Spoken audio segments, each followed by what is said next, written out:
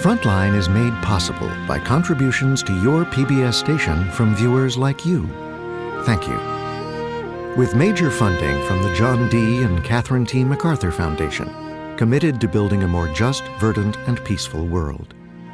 And additional funding from the Park Foundation, committed to raising public awareness. Additional funding for this program is provided by the Corporation for Public Broadcasting and the Nathan Cummings Foundation.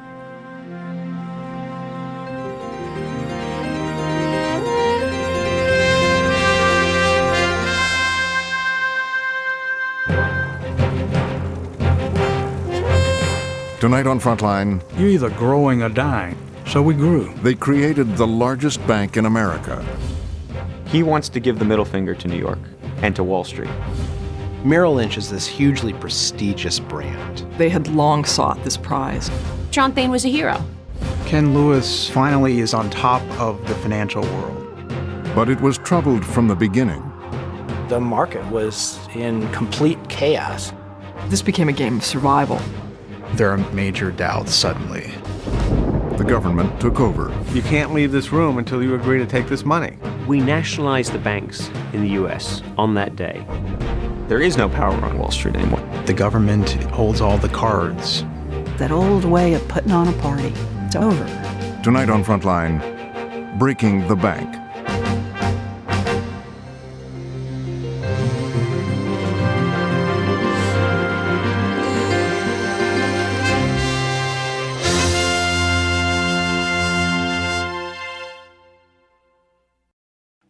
Failing mortgages have soured as local credit markets just 2 years ago. 2008. The housing bubble had burst. The elevator fell over the past week. There remains fears that it hasn't yet reached ground floor. The markets were teetering. Profits in the banking industry are plunging.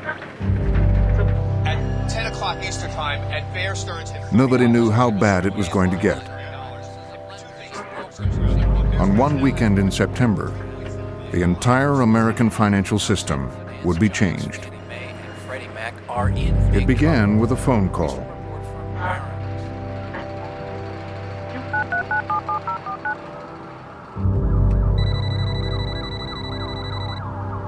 About 4 or 5 o'clock, the various officials from the Federal Reserve started phoning the bank chiefs. Cell phones started going off, and they said, "You need to be down here at 6 o'clock. We want to talk to you." I got a phone call about 5 o'clock saying, be at the Fed at 6 o'clock that evening. I was in Merrill Lynch's Midtown facilities, and I live in Westchester, so I was trying to get out of the city early because the traffic's always bad on a Friday night. I went by myself, and for the most part, the CEOs of the large investment banks and commercial banks were all there by themselves. So everybody converged. At that point, it was just the CEOs of the main houses and very senior advisors. That night at the New York Federal Reserve, the issue was Lehman Brothers. Wall Street's fourth largest investment bank, heavily invested in the mortgage market, was in a death spiral. Bring everybody in the room, the interested parties, and you say, look, we have to solve this problem, and you lock the door until they come up with a solution. The Secretary of the Treasury, Henry Paulson, had convened the meeting. Paulson thought perhaps he could get everybody together, create a big old fund, and try to resolve Lehman. Tim Geithner, the president of the New York Federal Reserve, led the meeting. Tim Geithner says, somebody needs to buy Lehman. You need to figure out how to rescue Lehman, because otherwise they're going to go bankrupt. Inside the Fed, the picture of Lehman Brothers was a financial institution that was melting away before its eyes. They said to us, we collectively had to find a solution for this, and this is the important part. The government was not going to provide any form of assistance. Convening a council of powerful Wall Street bankers came naturally to Hank Paulson. He used to be one of them. Paulson comes from the great breeds of masters of the universe that have come from Wall Street. Henry Paulson came from Goldman Sachs. He was a very powerful Wall Street figure. Paulson made his fortune in the freewheeling 90s, when the unregulated free market was king. Paulson does not have the mentality of a regulator. He has the mentality of an investment banker, that the market rewards and the market punishes, so you don't need a lot of regulation. And at the Fed that night, and throughout the weekend, Paulson would push the bankers to handle the Lehman crisis on their own. It was a very high-stakes game of signaling that he was playing. He wanted to show these guys, all of his old buddies on Wall Street, that they were going to need to step up and do something themselves. But the bankers left the Fed that night uneasy. They knew that Lehman's books carried tens of billions of dollars in liabilities from toxic mortgages, and they didn't want to touch it. And they also knew Lehman wasn't alone. It is about so much more than just Lehman. It's about Merrill, it's about Citi, it's about all the banks. Everyone's carrying in the back of their mind a list, a hit list of who's next to go down. And it's Merrill. They're next in size, they're next in problems. They've already admitted that they have a whole bunch of toxic assets on their balance sheet. The CEOs talked openly with John in the room, Thane in the room, saying, well, if we try to save Lehman Brothers, that's all great.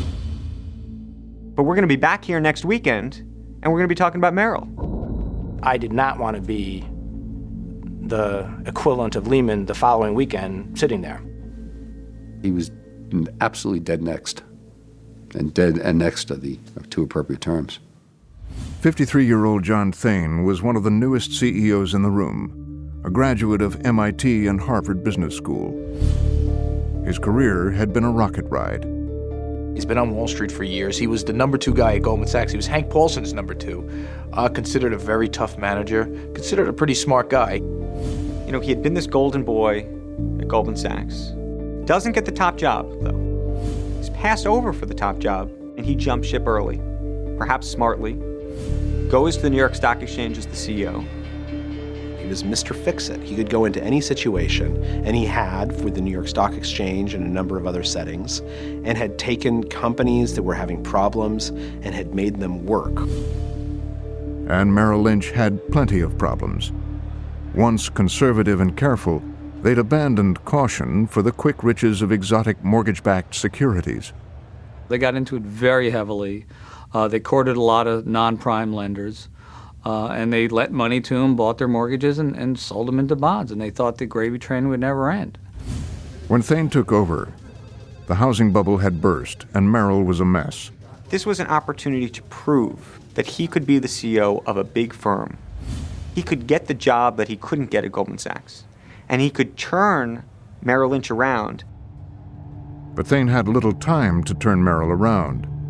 It's a little bit like you're in a very attractive boat that has a hole in it, and you're trying to bail, but more water's coming in faster than you can get it out, and that's really what we were in over the course of really all of 2008. That September weekend, as the crisis meetings at the Fed wore on, Thane realized he would have to act. I really changed my thought process and just focused on, all right, what can I do to make sure that Merrill Lynch doesn't go the way of Lehman? Hank Paulson was also worried about his former deputy's bank. He had come to the realization that no one was prepared to buy Lehman. But if Lehman failed, Paulson had to keep the contagion from spreading to Merrill, threatening the entire economy. Every single part of Wall Street at this point is plugged into another part of Wall Street. And if I go down, I can now drag down that guy, and if he goes down, he can drag down that guy, and he can drag down that guy, and this is a huge web that connects everyone in these completely unforeseen ways. So if just one company goes down, in this case Lehman, it can drag everyone else with them. Hank was super intense and super focused and super worried. He's a worrier. The calls he was getting were getting him really worried and, not able to sleep because what are we going to do about this? Paulson decided the key to reassuring the market was finding a buyer to keep Merrill alive.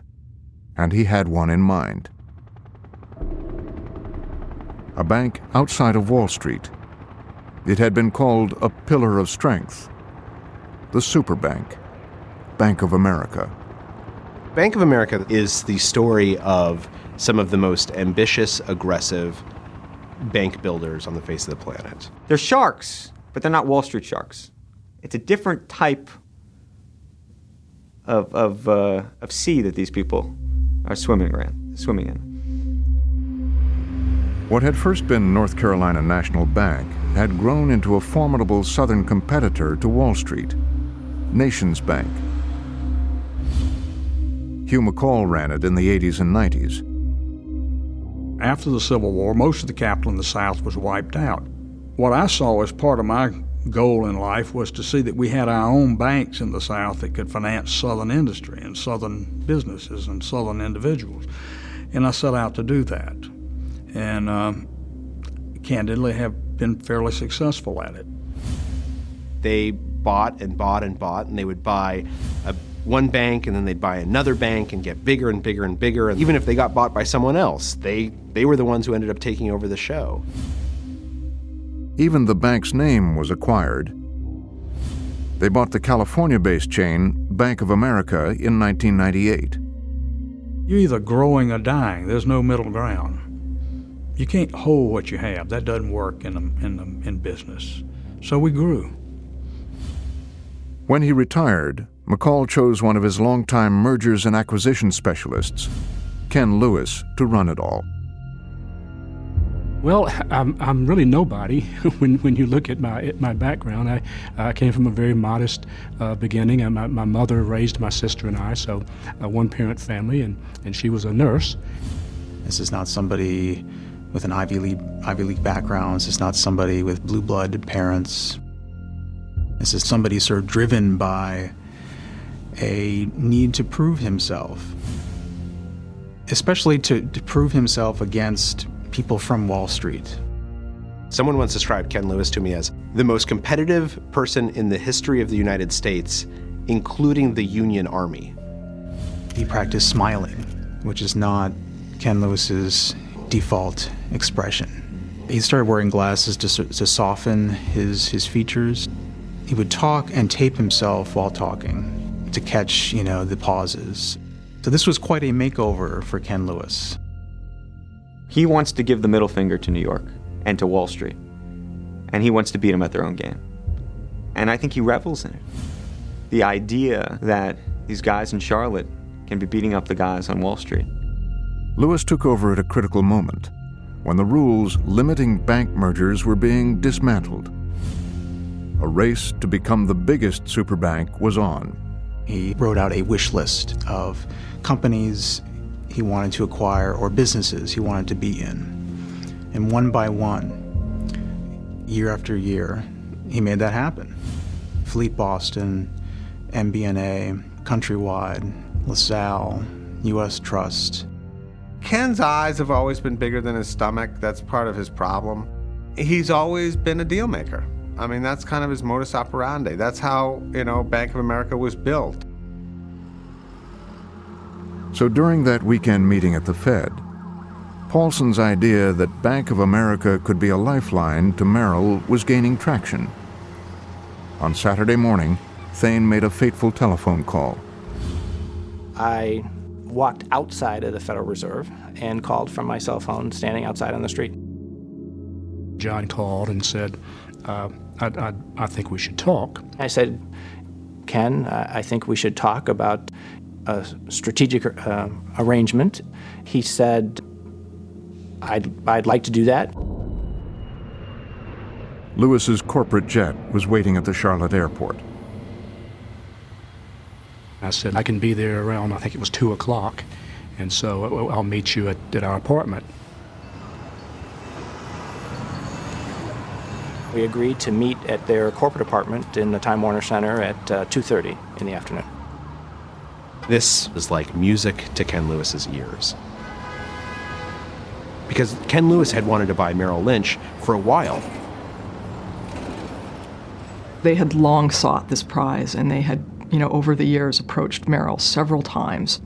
Merrill Lynch has this big, huge brokerage network. It basically deals with, millions of small investors, and small investors that are very rich too, across the country through these brokerage offices. That has 16,000 brokers. It probably manages through those brokers trillions, a couple $1 trillion worth of assets. So that's what he wanted. For Ken Lewis, it was the final crowning item on his list. Merrill Lynch is this hugely prestigious brand.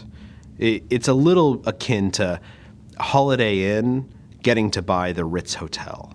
And the Ritz is down on their luck, and they turn to Holiday Inn and they say, "Will you save us?" And Holiday Inn says, "Sure."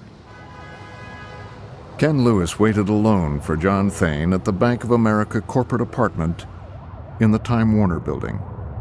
It's just the two of us, and so I proposed to him that we would be interested in selling a 9.9% stake in Merrill to Bank of America, and we would want them to provide us with a large credit facility. But Ken Lewis hadn't flown to New York to take a minority position in Merrill Lynch. I responded to John, "That's not really what I have envisioned here. I want to buy the whole company, not invest 9 to 10%.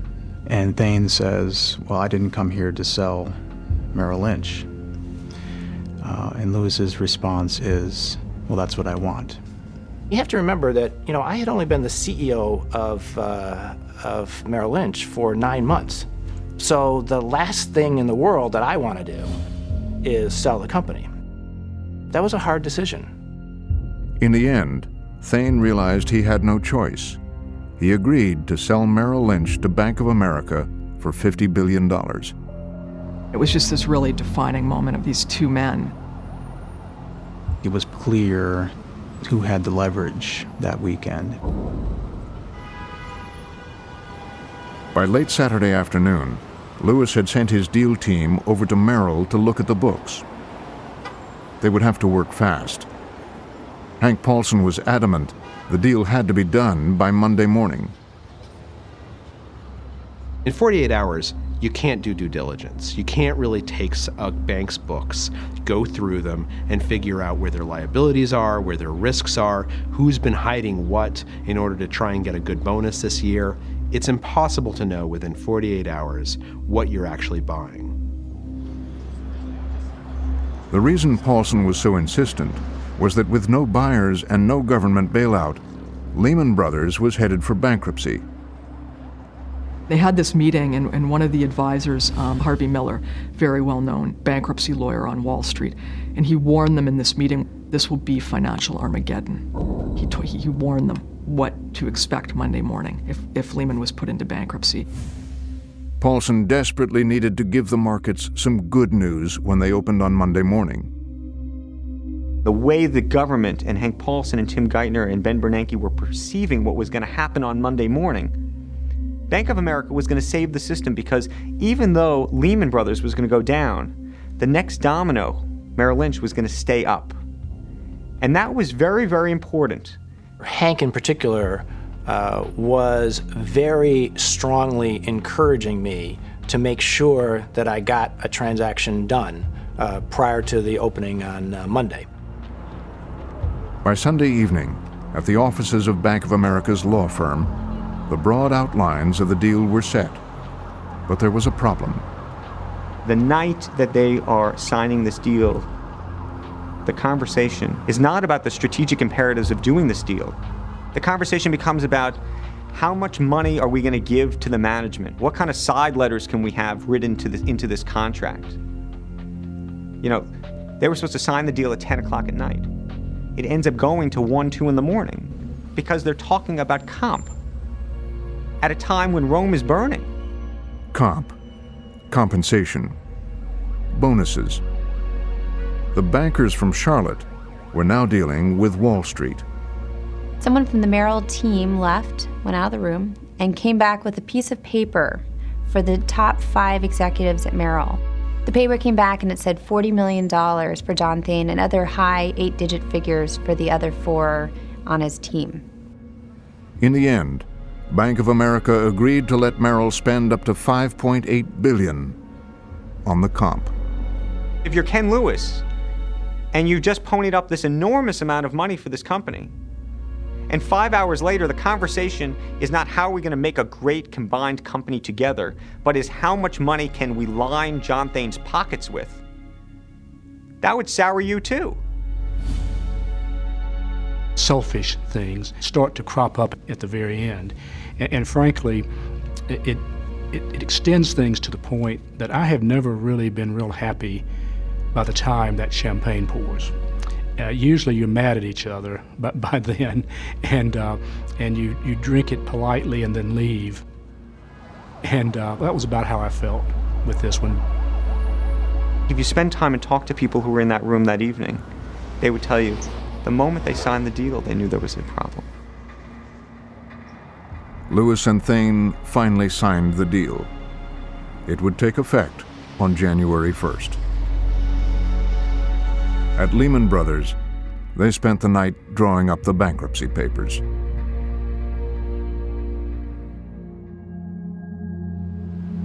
The next morning, as Hank Paulson planned, the stock markets would wake up to the official announcement of the merger of Bank of America and Merrill Lynch. The press conference was in Bank of America's beautiful new headquarters.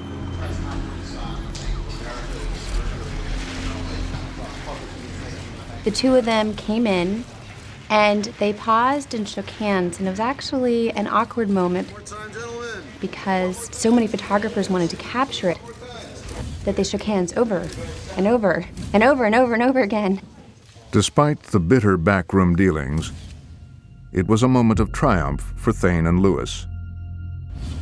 It was a crowning achievement for both these men. You know, one of them had faced execution, the other one his entire life had been driven to build the largest bank in the US, and both of them managed to square the circle on that day. John Thane was a hero. He got $29 a share for his shareholders. That's what he's supposed to do. He's supposed to be working for shareholders. He was the guy who saved Merrill from falling down the same hole that had just sucked in Lehman. For Lewis, this day on September 15th, he finally is on top of the financial world. Bank of America would become the largest bank by assets in the country, larger than Citigroup, larger than JP Morgan. Merrill had been saved. Ken Lewis and Hank Paulson had each gotten their wish.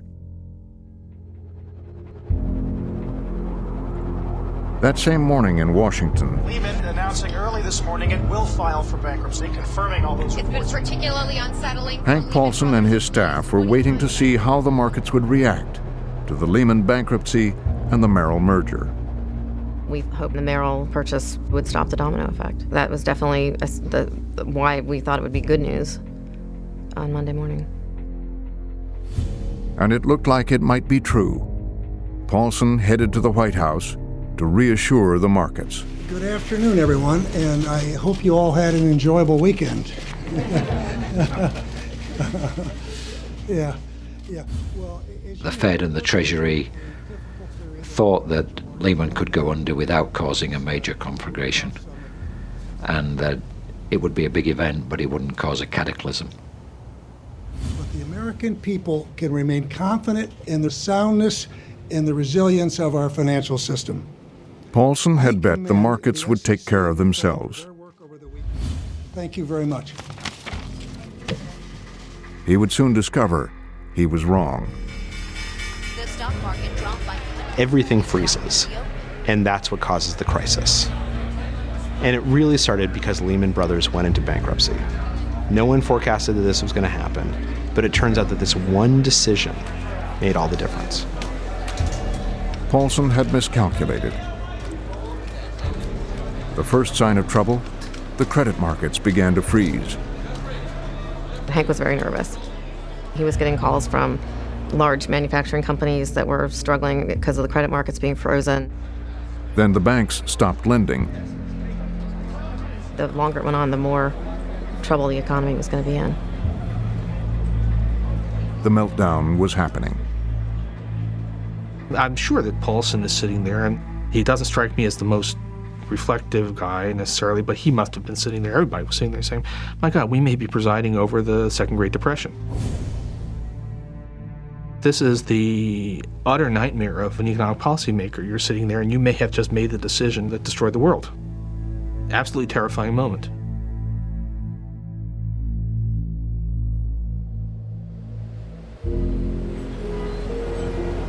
Three days after Lehman's bankruptcy, Paulson headed to Congress.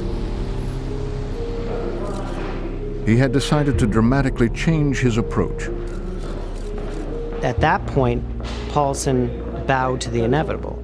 One thing Paulson said to me in an interview is, when the situation changes, you have to be willing to change with the situation. Fed Chairman Ben Bernanke joined Paulson for the emergency meeting. On Thursday, late afternoon, they go to Nancy Pelosi's office. And there's a meeting of the senior legislators from both parties in both House and Senate. It was obviously a big meeting. I had no idea I was going to hear what I heard. Paulson now believed government intervention was necessary, and he'd need hundreds of billions from Congress to do it.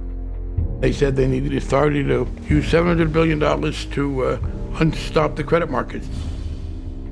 Sitting in that room with Hank Paulson saying to us in a very measured tones, no hyperbole, no excessive adjectives, that unless you act, the financial system of this country and the world will melt down in a matter of days. Bernanke said, if we don't do this tomorrow, we won't have an economy on Monday. There was literally a pause in that room where the oxygen left. Paulson received the money, $700 billion known as TARP, Troubled Asset Relief Program. On October 12th, he acted. I got a phone call on Sunday from Secretary Paulson, and he basically said, Ken, I need you to be in Washington Monday. And he said, I really can't tell you a lot about it. With the Merrill merger not yet complete, Paulson also invited John Thain. He said, be at the Treasury at 3 o'clock tomorrow. I said, well, what's the topic? You'll find out when you get there. I said, well, who's coming? You'll find out when you get there. See you at 3. Click. 7 other heads of the nation's largest banks received a similar summons. They turn up at 3 o'clock, and they all file into the conference room, which is across the hall from Mr. Paulson's office. They were told to sit on one side of the table. The titans of the finance world are arrayed almost like school children, waiting to hear from the Treasury Secretary about a subject they're probably by then slowly beginning to figure out. John Thain's seat was in the middle. Lewis was put at the end.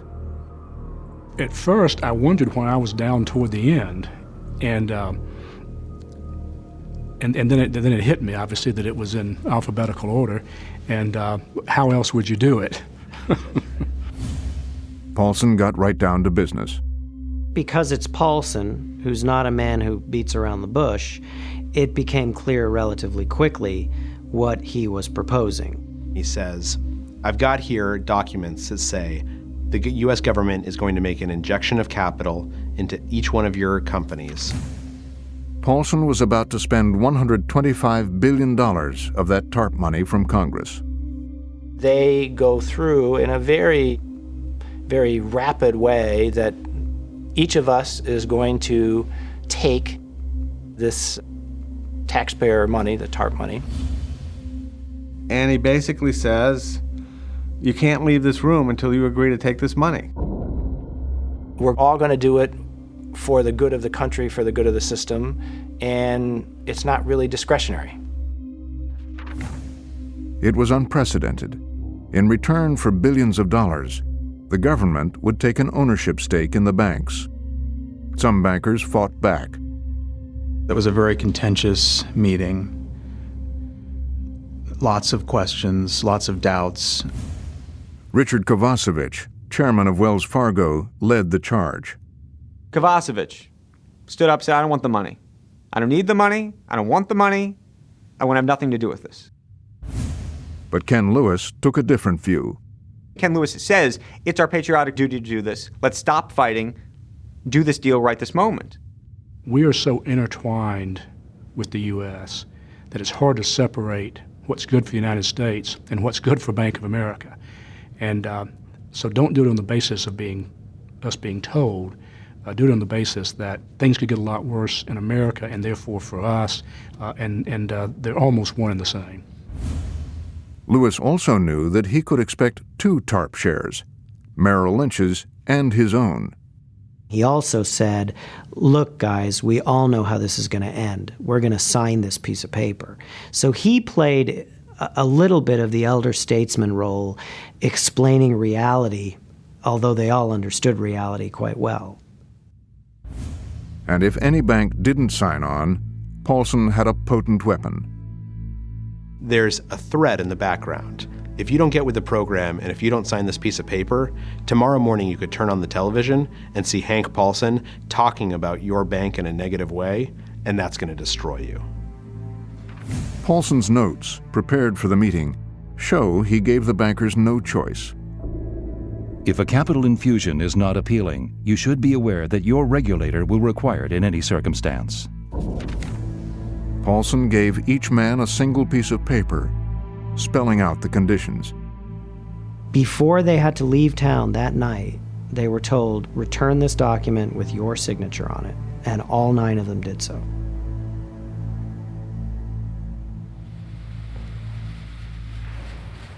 The next day, Paulson told the country about his new way of doing business. Today, we are taking decisive actions to protect the U.S. economy. In one day, everything had changed. That the Treasury will purchase equity stakes in a wide variety of banks and thrifts. I think we nationalized the banks in the U.S. on that day. Seriously. Substantially nationalized them. The government got a lot of say in how they're run, a lot of constraints, and a lot of responsibilities. A lot of downside risk was taken on that day. Government owning a stake in any private U.S. company is objectionable to most Americans, me included. Whether you like it or not, whether we think we have control of these firms or not, they're nationalized firms. They're owned by the U.S. taxpayer. The Secretary of the Treasury had become the most powerful banker in the nation. Oh, this is the realm of the puppet master. This is the realm of we're going to give you some money, but we're also going to tell you how to run the game. I'm going to pull the strings. I'm going to make it happen a certain way and use this bank as an instrument of some kind of plan to try to save this economy. So Hank Paulson, the happy capitalist warrior who spent his life pursuing and defending free markets, is now the biggest interventionist Treasury Secretary we've had since the Great Depression.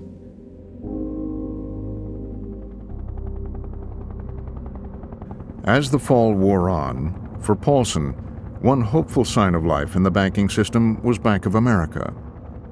The pending Merrill Lynch merger still looked like a good deal. They were still a pillar of strength. Within a system where there was very little strength, they looked like they were stronger from the outside.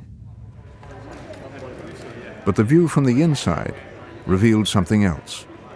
The marriage between Bank of America and Merrill Lynch was already showing signs of strain. Almost from the beginning, there was just huge frustrations about pairing up with Bank of America. People at Merrill Lynch compare themselves like the Tiffany's of Wall Street, and they're meeting up with Walmart. I mean, it's just the Walmart of banking. The average salary at Bank of America at this point is about $75,000. The average salary at Merrill Lynch is, I think, something like $235,000. So they have vastly different expectations for what it means to be a Merrill Lynch person versus a Bank of America person. The gunslingers go to Merrill, and the conservative branch goes to B of A. And I think one of the comments that were made by one of the workers at Merrill, I don't want to go work with a bunch of toaster salesmen. And with the official merger looming, there was trouble at the top between Lewis and Thane. The issue? Those bonuses. Thane was still a Wall Street man. For having successfully sold Merrill to Lewis, Thane wanted a cut of the Bank of America deal, worth as much as $10 million. Thane had lobbied behind the scenes very hard, the compensation committee of Merrill Lynch, to get a bonus, which just infuriated people at various levels, including on the board. In the end, Thane didn't get his bonus, but he made sure his top executives did. At the same time, on Merrill's trading floor, they learned Thane's fourth quarter results were going to be disastrous. Thane still had a lot of stuff on his balance sheet that was junk. The assets continue to deteriorate. That's what keeps happening. The markets were brutal. Merrill's toxic assets were eating a hole in the balance sheet. There was a period where the loss estimates were jumping by sometimes 2 or 3 billion over 2 or 3 days. That's a pretty big number. As the Merrill losses mounted up in New York, in Charlotte, Bank of America's stockholders were about to vote on whether to approve the merger. There were people inside Bank of America who felt like this number was big enough to disclose, that investors should know about this before they vote. But Ken Lewis decided not to tell the stockholders. He insists he didn't know the extent of Merrill's losses. He says he had enough losses of his own. We had this meltdown. The economy was deteriorating at such a rapid rate. A lot of companies were having bad quarters. We were seeing it in our own numbers, and so I was dealing with that, coming to the realization, hey, we're going to have a loss, and there's no use kidding about it. The merger was approved, but by mid-December, the truth about Merrill's balance sheet was unavoidable. Ken Lewis has a meeting where he is told the projections for the losses that Merrill Lynch will have to report in the fourth quarter. And the losses are enormous. They are over $15 billion. They're larger than anything that has been announced previously. Ken Lewis now knew the Merrill merger could break his bank. I don't think he anticipated the market deteriorating the way it did. And certainly he did not anticipate how stunning the losses would become. I believe that's when Ken Lewis felt, you know what, I made a mistake here. And this is happening at a time when Bank of America doesn't have a lot of excess capital to offset those losses. So it's very, very bad news. Ken Lewis wanted out of the deal. I think there was a view that there truly was what they call a MAC, a material adverse change. Something material had changed that they did not see coming. Ken Lewis told Paulson he was considering invoking the MAC to get out of the Merrill deal.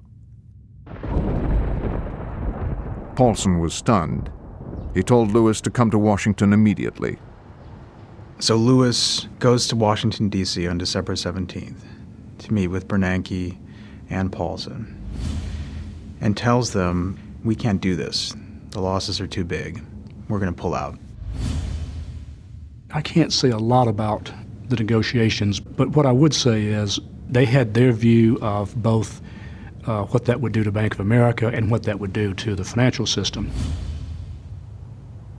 Hank Paulson and Ben Bernanke say, if you do that, you'll destroy the tiny shard of a banking system that we still have left remaining. You can't pull out of this deal. Keep in mind, these are men who have been through Lehman Brothers.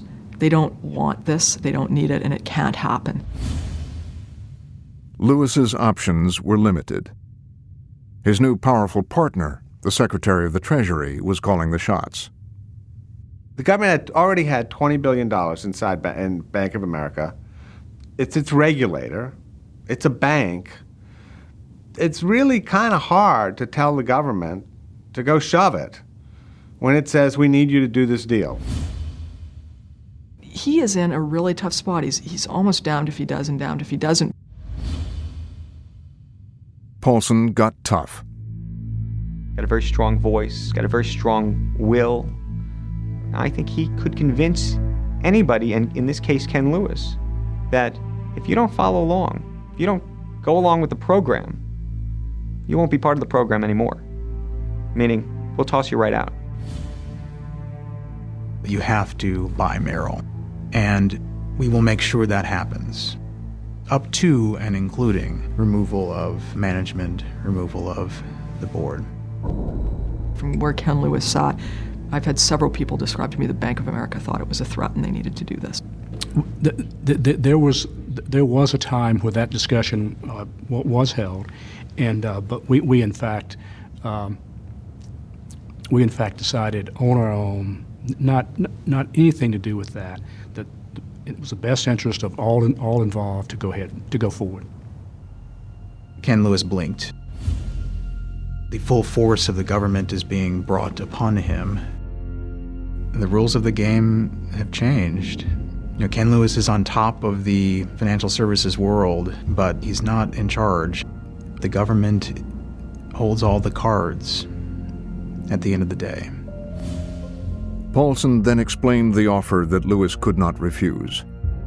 Another $20 billion and a promise to cover another $118 billion on Merrill's toxic assets. The deal was kept a secret from stockholders, from Wall Street, and the taxpayers for almost 1 month.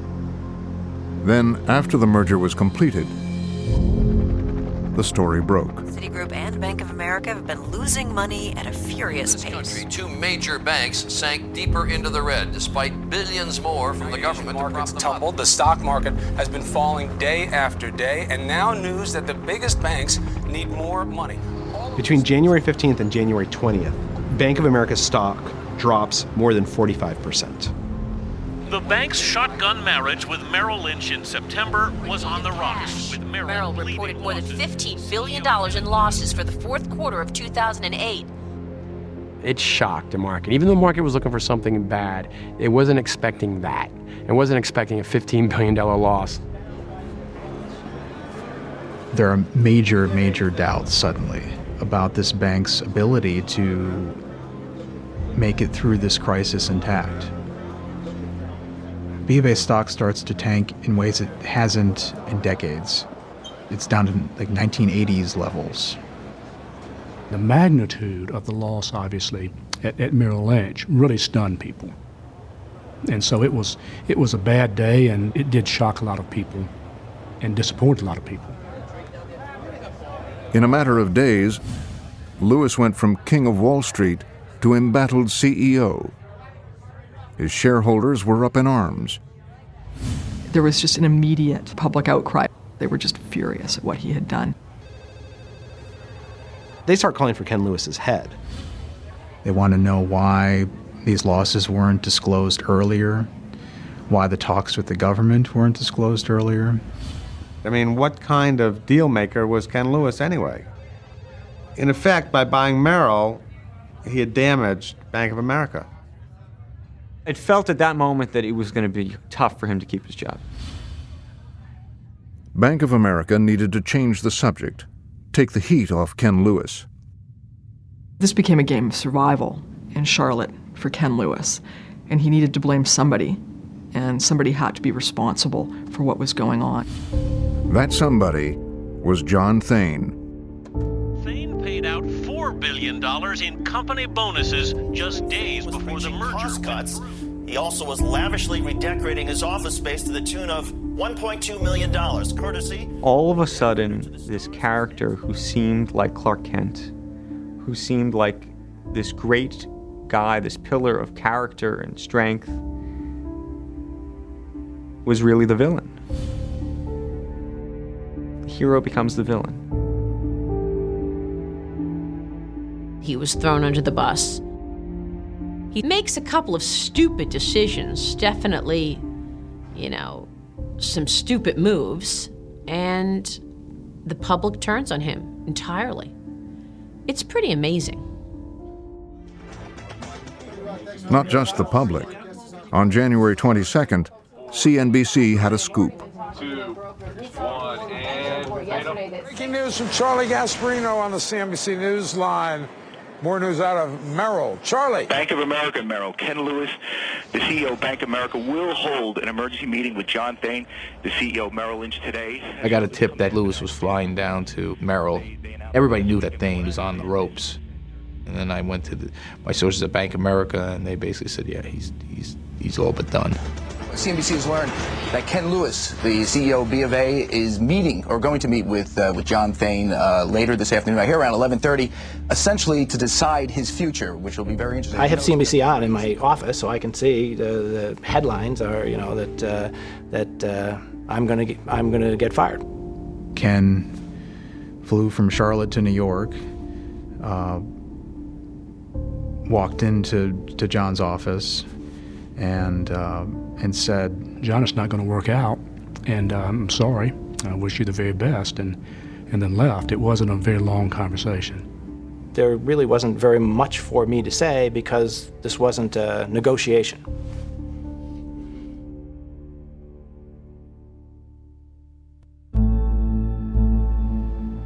Thain was gone. But Ken Lewis now faced a new problem: the new president. We arrived at this point due to an era of profound irresponsibility. Sensibilities. I mean, I'd like to throw these guys in the brink. I mean, for years, too many Wall Street executives made imprudent and dangerous decisions. They're thinking greed. They're thinking what gets people upset are executives being rewarded for failure. With Hank Paulson out of Treasury, the new administration was calling the shots from the White House. There ain't going to be any $40 million jets being bought. I mean, it's been outrageous. And I will not tolerate it as president. The power on Wall Street has clearly shifted. There is no power on Wall Street anymore. The power is in Washington. The chairman of the board of these banks now lives at 1600 Pennsylvania Avenue. Now you need the approval of only one man. He's a new board member. Lewis's new board member was demanding that the banks fundamentally change the way they do business. Totally adamant on the part of the president, we got to come in with a bang. It's like you're moving into a new house and the roof's on fire and the basement is flooded and there's gas in the kitchen, there's a dog in the backyard. The question is, how do you make this house livable? And the answer is you demand accountability and responsibility. And where there need to be fundamental changes, require these companies to make fundamental changes.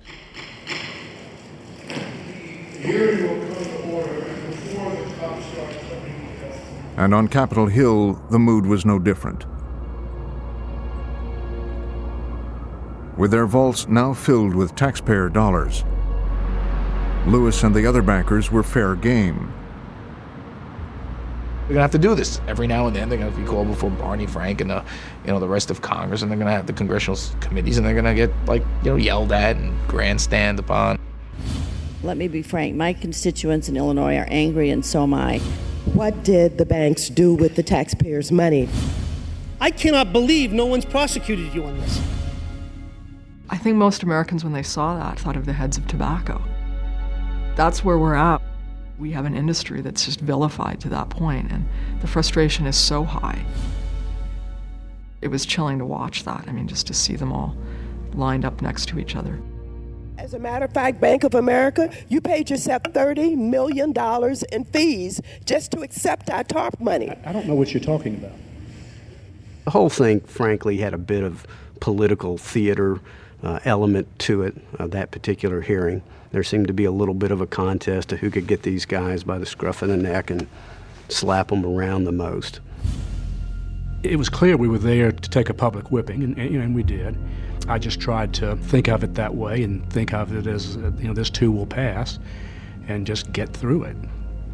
There has been wide speculation that some of our larger banks around the nation may end up being nationalized. Do you feel that your bank should be considered one of those banks at risk? Are you talking to me? Yeah. Absolutely not. I don't know why you would ask the question. I think we saw in Ken before Congress the defiance, sometimes impatience, pride, anger, competitiveness, all of the qualities that have been there for a long time. Then the president insisted Lewis and the other bankers come to the White House.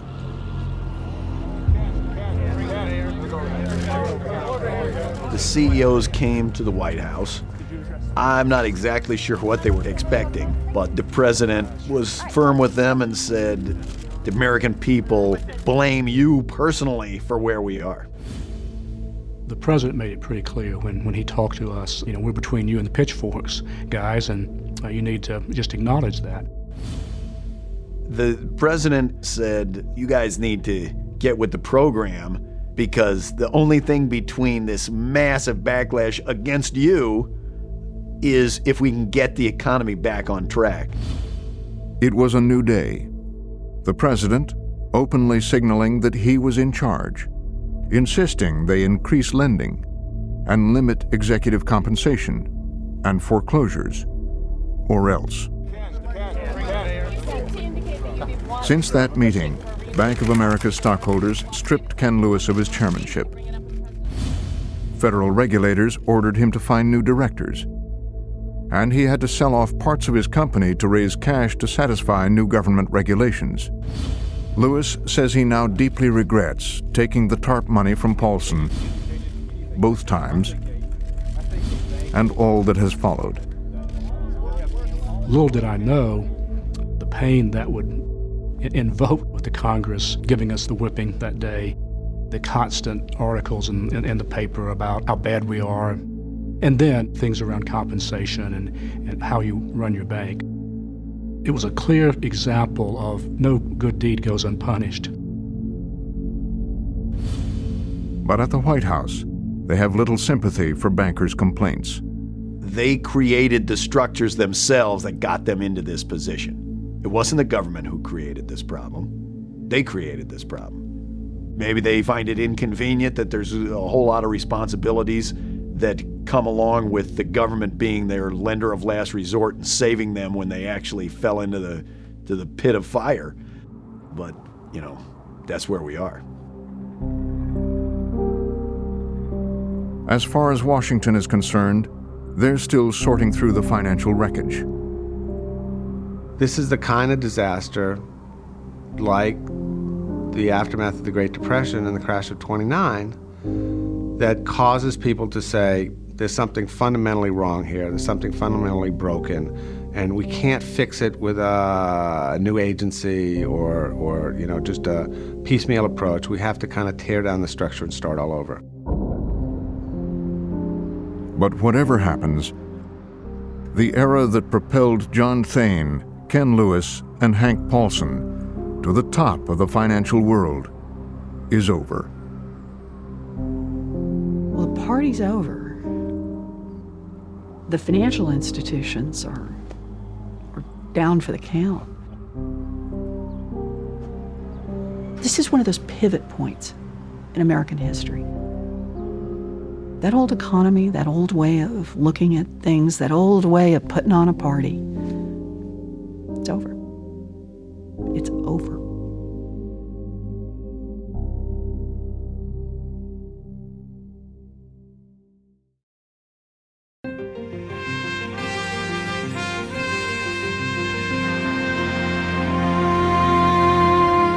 This report continues at Frontline's website. Watch the program again online and see some video extras.